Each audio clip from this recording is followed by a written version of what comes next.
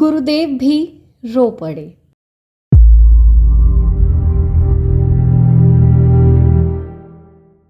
मध्य प्रदेश में यज्ञ चल रहा था। गुरुदेव के साथ मैं भी वहाँ गया हुआ था। एक दिन एक हॉल में 300-400 बहनें उनके साथ बैठी थीं। बातचीत के साथ साथ हंसी के फव्वारे छूट रहे थे। गुरुदेव बात बात में हंसाते जाते थे। सभी बहनें उनकी बातों पर हंस रही थीं।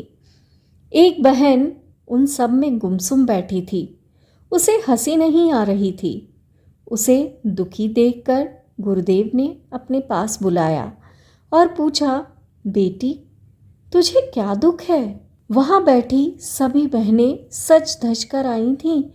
अच्छे अच्छे कपड़े जेवर पहने हुए थीं और वह लड़की सिर्फ सफ़ेद धोती पहने थी। गुरुदेव की बात का उसने कोई जवाब नहीं दिया, केवल सिर झुका लिया। गुरुदेव ने फिर दुलारते हुए पूछा, बेटी क्या कष्ट है तुझे? तू हंस भी नहीं रही है। उसे निरुत्तर देख गुरुदेव उसे अलग ले गए। मैं भी उनके साथ चला गया। मैं हमेशा उनकी हर एक बातचीत सुनने का प्रयास करता। उनसे काफ़ी कुछ सीखने को मिलता था।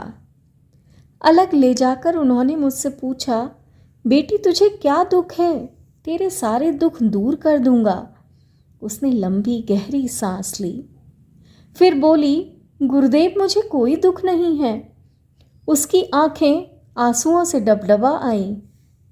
गुरुदेव के बहुत दबाव डालने पर उसने बताया कि उसकी शादी बहुत बचपन में ही हो गई थी। उसके पति का स्वर्गवास हो चुका है और अब वह स्वनिर्भर जीवन जी रही है। एक विद्यालय में शिक्षिका है और अपना सब काम स्वयं करती है। विधवा होने का दुख तो वो झेल ही रही है, मगर समाज की बेरुखी से वह बुरी तरह टूट चुकी है। वो कह रही थी कि मैं 100 अखंड ज्योति मंगाती हूँ, उसे लेकर सुबह अगर किसी के घर जाती हूँ तो सभी मुझसे नाराज होते हैं कि तू विधवा है। सुबह सुबह आकर मुंह दिखला दिया, न जाने आज का दिन कैसा बीतेगा। सब गाली भी देते हैं। मैं चुप होकर सुन लेती हूँ और वापस चली जाती हूँ। और जब शाम को अखंड ज्योति बांटने जाती हूँ तब भी ये लोग यही कहते हैं कि शाम को आकर मुंह दिखा दिया, कल से हमारे घर मत आया करो। वह सुसकते हुए कह रही थी, जहाँ जाती वहीं मुझे नफरत करते हैं लोग। पत्रिका बांटने घरों में ना जाऊं तो उनके पैसे अपने वेतन से भरने पड़ते हैं। अपने खर्च में कटौती करनी पड़ती है।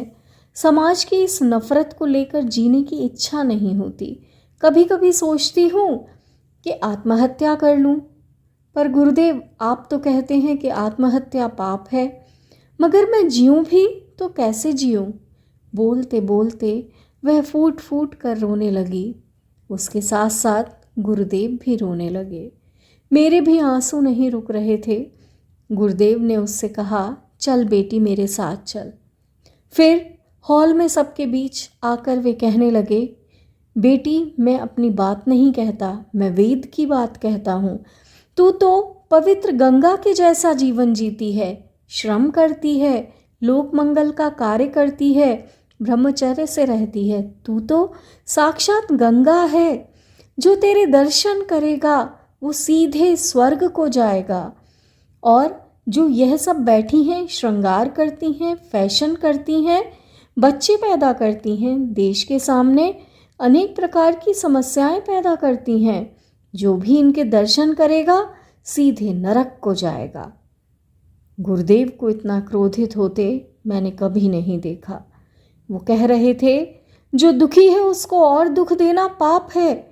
जो यह कहता है कि विधवा को देखने से पाप लगता है, सबसे बड़ा पापी वही है। बेटी तू तो शुद्ध और पवित्र है। उनकी इस बात पर वहाँ बैठी सभी बहनों ने गर्दन नीची कर ली। थोड़ी देर बाद गुस्सा ठंडा होने पर उन्होंने कहा, कहो बेटियों आपको क्या कहना है? इस पर किसी ने कुछ नहीं कहा। सभी शांत होकर बैठी रहीं। थोड़ी देर बाद जब उठकर जाने लगीं तो मैंने दरवाजे तक जाकर उनसे कहा, बहनों, गुरुदेव की बातों का बुरा नहीं मानना। वे गुस्से में हैं, लेकिन उनकी बातों पर विचार अवश्य करना। सभी बहनें बड़ी ही लज्जित थीं। कहती हैं, भाई साहब, गुरुदेव की बातों का बुरा क्यों मानेंगे?